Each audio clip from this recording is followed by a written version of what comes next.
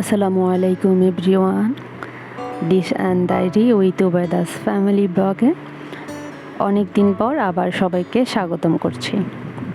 আশা করছি যে যেখান থেকে আমার ভিডিওটি দেখছেন সবাই আল্লাহর রহমতে ভালো আছেন। আলহামদুলিল্লাহ, আমিও ভালো আছি, আমার পরিবারও ভালো আছে। আমার ছেলেটা অসুস্থ ছিল বেশ কিছুদিন, এখন আলহামদুলিল্লাহ সুস্থ। এখন আর আমি আগের মতো এনার্জি পাই না প্রত্যেক দিন ভিডিও দিব অথবা 2 দিন পরেও ভিডিও দিব, সেটাও আসলে করতে পারছি না। চেষ্টা করি বাট আসলে হচ্ছে না অনেক দিন যাবতই।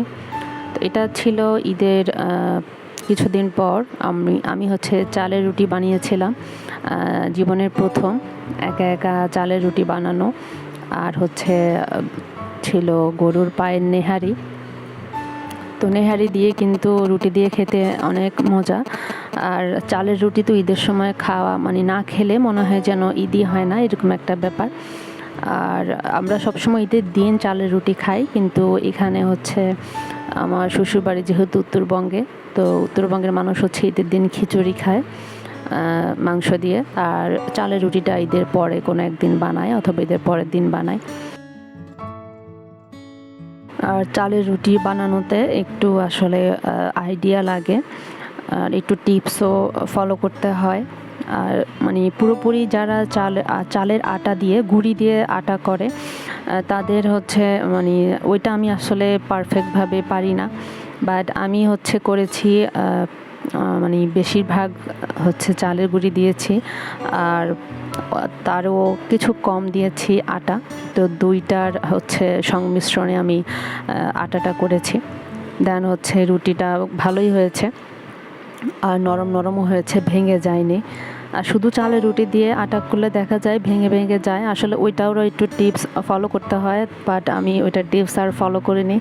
আমি আমার আম্মু যেভাবে করে সেভাবেই করেছি।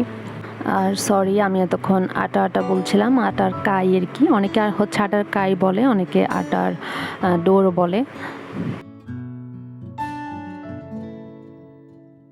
আর ঈদ মানেই দাওয়াত খাওয়া, দাওয়াত দেওয়া। তো সেরকমই আমাদের দিন যাচ্ছিল। একদম ঈদের পর বেশ কিছুদিন যাবতীয় আমরা দাওয়াত খেয়েছি, আবার দাওয়াত দিয়েছিও। তো আসলে গরম দিয়ে এই দাওয়াত খাওয়া অথবা আসা যাওয়ার মধ্যে ছিলাম, তাই আমার ছেলেটাও খুব অসুস্থ হয়ে গিয়েছিল। ওর আমাশয় হয়েছে। আমাশা বলতে ওর 10 থেকে 12 দিন ছিল টানা।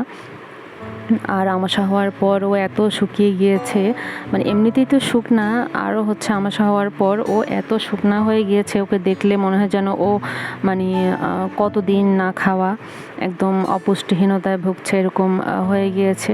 তো আলহামদুলিল্লাহ এখন ভালো আছে, ডাক্তারও দেখিয়েছি। আসলে ঈদের ওই টাইমটায় এত গরম পড়েছিল, আর যেহেতু দাওয়াতে মানে মাংস ছিল, পোলাও ছিল, তো এগুলা খেয়ে মানে সবাই বিশেষ করে আমার বাসার সবারই পেটে সমস্যা ছিল। আবার চারদিকেও শোনা গিয়েছে যে আসলে জ্বর, তারপরে ডায়রিয়া, আমাশয়, এগুলা আসলে মানুষের লেগেই ছিল।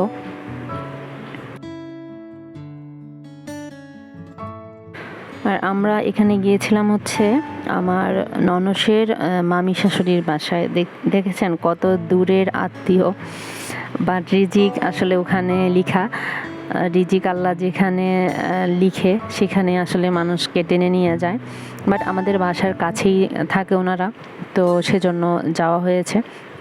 আর ওনারা নতুন ফ্ল্যাট কিনেছিল, তো সেই উপলক্ষেও মানে দাওয়াত দিয়েছে। এর আগে আমার পরিবারকে দাওয়াত দিয়েছিল, মানে আমার শ্বশুর পরিবারকে।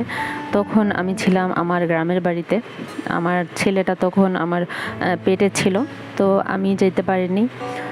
তো এখন যেহেতু ঢাকায় আছি, আর ওই আপুটাও বলছিল যে তুমি তো তখন আসতে পারোনি, তো এখন মানে আমার উদ্দেশ্যে আবার দাওয়াত দিল।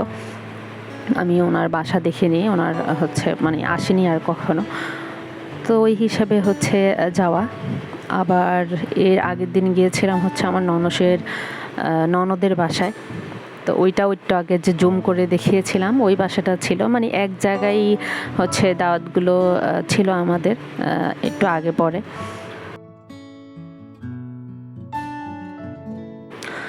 আর আমার ছেলে হচ্ছে খুশি ছাদে এসে, বাট ও হচ্ছে বাসায় গেলে ওর মানে যেখানেই যাবে প্রথম কিছুক্ষণ ভালো থাকে, শেষে এত কান্নাকাটি করে যে ও বাসার ভিতরে থাকবে না, ও বাহিরে যাবে, না হয় ও মানে গাড়িতে উঠে বাসায় চলে আসবে, এরকম অবস্থা করে।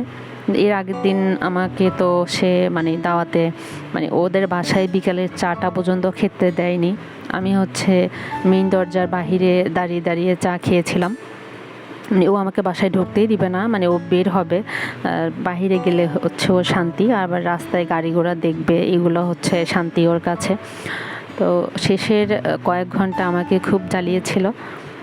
দেন হচ্ছে আমি দরজার বাহিরে দাঁড়িয়ে করিডোরের মধ্যে হচ্ছে হেঁটে হেঁটে ওকে কোলে নিয়ে রেখেছিলাম আর চা খেয়েছিলাম। দেন হচ্ছে কাপটাও আমি ভিতরে রেখে আসিনি, কাপটাও দরজা থেকে ভিতরে পাঠিয়ে দিয়েছিলাম, আর ভিতরে যাইনি, দরজা থেকে সবার থেকে বিদায় নিয়ে চলে এসেছিলাম। তো এখানে এসে অত কান্না করেনি, বাট মানে ও একটু অসুস্থ ফিল করছিল। বললামই যে দাওয়াত আসলে খাওয়ার পরে ওর পেটের সমস্যা দেখা গিয়েছিল, তো সেজন্য হয়তো আসলে ওর শরীরটা খারাপ লাগছিল।